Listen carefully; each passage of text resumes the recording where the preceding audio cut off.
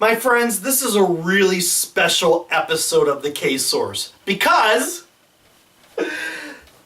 it's our 100th episode!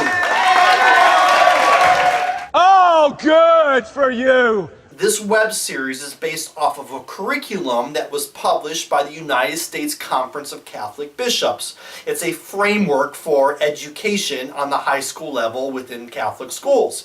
I've already done season 1, which is called Core 2, Who is Jesus? The Incarnation, and this season focused on Core 3, which is the mission of Jesus. And the whole point of this whole season is to look to see how the Old Testament, the Hebrew Scriptures, was building towards this person of Christ, to figure out essentially what was the significance of Jesus.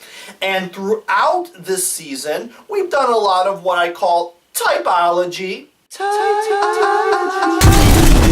Supersized. Well, what is amazing about this 100th episode and the timing associated with this 100th episode is that today's lesson is on the typology of David and Jesus. Why is this such a big deal? We already established the Jews really love David.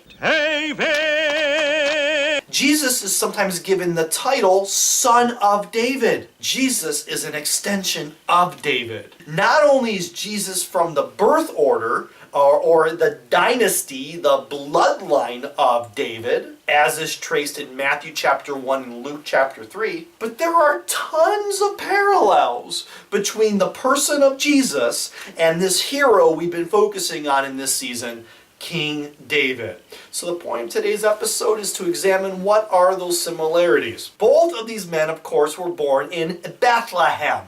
Bethlehem is a pretty backwatered kind of town. It's kind of a hole in the ground. During the time of 1 Samuel, no one would have predicted that the Messiah would come from Bethlehem. During the time of Jesus, of course, Jesus was born in Bethlehem and then raised in Nazareth. No one would have predicted that the Messiah would have come from Nazareth. He is Jesus, son of Joseph from Nazareth.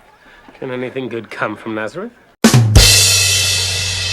David was also an underdog in the sense that when he got anointed, he was just a boy. He was the youngest in Jesse's house. Now, Jesus, of course, is the only son of Joseph and Mary, but Jesus was not what people expected either. David was a shepherd. Jesus, although by trade was a carpenter, is described as being the good shepherd. So there's some typology there too, why not? David is able to take down the massive giant, 6'8" maybe, that is Goliath. Nevertheless, David's action takes down the Philistine army in the famous battle of the David and Goliath scene. Jesus, you can argue, takes down the giant that is, I don't know, the devil? The devil! Or you can say he takes down sin, he takes down death, pretty much unstoppable force, right? Jesus takes it down. David is a prime example of what it means to love thy enemy. Obviously, Saul constantly wants to kill David, whereas Jesus is on the cross crying out, Father, forgive them, they don't know what they're doing. Jesus forgives those who persecute him. David forgives Saul who persecuted him. Both of these men were betrayed by comrades. David was betrayed by his counselor. Jesus, of course, was betrayed by the apostle Judas. In addition to the David and Goliath sequence, David is known for being just a superb warrior, constantly protecting Israel against her enemies. Jesus, of course, is constantly protecting us against our enemies. Although not a warrior king, but instead a servant king, he does demonstrate this unlikely servant model to messianism that is still successful in helping us defend ourselves against the enemy of sin. Both men had devotion to the Father's house of worship. David, of course, commissioned a temple to be built to house the Ark of the Covenant out of his respect for his father. Jesus drives people out of his father's house. My temple should be a house of prayer. Wow, Jesus had a wonderful voice. You know who else was a musician? David. He played the little harp thing, and Oh wait, that Jesus thing was just a movie. That wasn't in Scripture. You can scratch that one. David, of course, associated himself with the enemy when he was housed by the Philistines. He took criminals and sinners into his fold. You all know Jesus ate with the sinners and the criminals through table fellowship. There's an account in the Gospel of John where the crowd wants to stone Jesus for blasphemy, but God helps Jesus escape. He disappears from the crowd.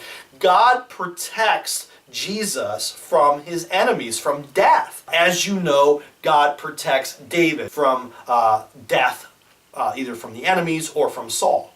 David was a successful military leader. He brought victory and peace to Israel. Victory. Jesus, of course, conquered sin and death. He brings victory and peace to all of us. When David officially inherited Saul's crown, he was 30 years old. Gospel of Luke says Jesus was 30 when he began his ministry. And obviously what separates these two men is that David, of course, gives in to sin. He has the adulterous affair with Bathsheba, murders her husband.